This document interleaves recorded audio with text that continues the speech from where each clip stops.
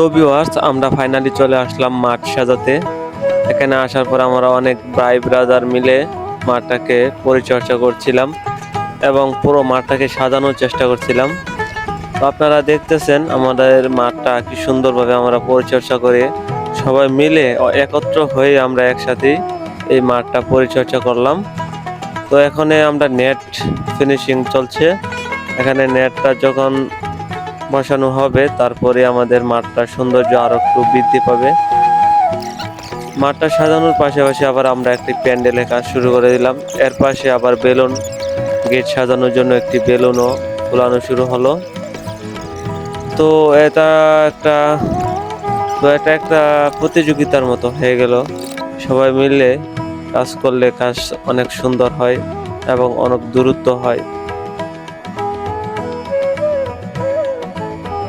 আমার বড় ভাই দিচ্ছে এখানে চুনে পাউডার, তার সাথে অনেকেই তো খুব সুন্দরভাবে এই চুন পাউডারটা বাইরে দিল।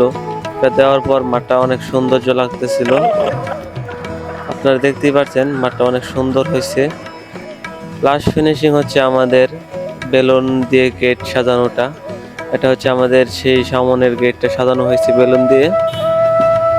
তো আপনারা সবাই আমন্ত্রিত আমাদের এই খেলায়। ইনশাল্লাহ সবার সাথে দেখা হবে। কাজ শেষে আমরা একটু খাওয়া দাওয়া করলাম, তারপরে আমরা চলে আসলাম যার যার স্থানে। দেখা হবে, চলে আসবেন মাঠে ইনশাল্লাহ।